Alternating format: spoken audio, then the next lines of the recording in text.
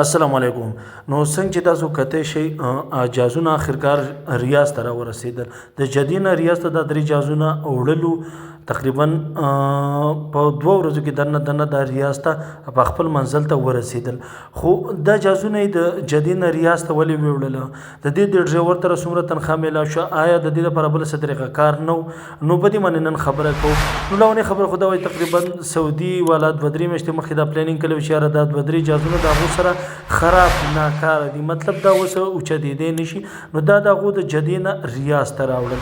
د جدي او د ریاض په منځ کې تقریبا 955,000 کیلومتر فاصله ده دومره دا راوړل. نو هغه د دې لپاره غټ غټ کمپنیو سره رابطې شروع کړې چې دا جازونه د جدي نه ریاض ته رسول دي. خو یوه کمپنۍ هم په دې کې انټرست وانخیستو غټ غټې کمپنۍ چې کوم دي ټولې په شا شوې. د هغې مین ریزن دا و چې یار یو خو دا جازونه ډېر سوا درانه وو. دویمه خبره دا وه چې دا جازونه د دې د شیپس چې کوم دی کومه باډین چې دي دا ډېر غټې وي. نو په دې وجه یوه کمپنۍ هم دې ته دا تن نه ښودو چې یاره دا به زه موږ هینډل کړو یا به موږ دا پراجیکټ واخلو موږ به هلته ورسو. نو سعودي والا ډېر پریشانه شو چې د دې سره اوس څه وکړو. اخرکار هغوی د یوې لوکل کمپنۍ والا چې کوم دي ټریلو والا د هغو سره خبره وکړه. نو هغه په دې خبره رضا شو چې زه دا جازونه به درله موږ د جدي نه ریاض ته ورسوو. خو چې کله هم داسې څه عجیبه کارنامه یا داسې څه عجیبه کار کولی نو دا د فخر خبره ده چې هلته به پښتون لازمي په هغې کې.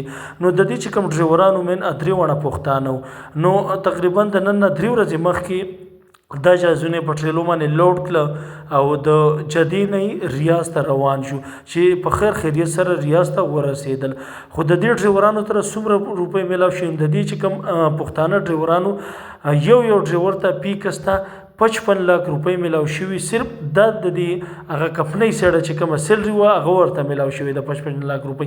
باقي د دنیا انعامونه ولا سعودي والا اعلان کړی دی ولې چې داسې کارنامه کول یا غټ غټ کمپنۍ به د دې خبرونه په شا کېدي او دا کسان ورته تن کېښودو او بالکل داسې دي چې په محفوظ او په دغه باندې هلته ورسول. نو سعودي والا د دې نه ډېر خوشحاله شو. خو دا اوس مین خبره دا ده چې یار دا د جدي نه ریاض ته ولې راوړل. نو په ریاض کې داسې پارکونه سعودي والا پلان کړي دي چې هوټلې به پارکونه به زو به وغیره به دی کې به زموږ سره تاریخي ځایونه جوړوي هلته چې کوم کې اسلحه وغیره پراته یا نور داسې تاریخي شیونه د سعودي چې کوم دي هغه پکې پراته.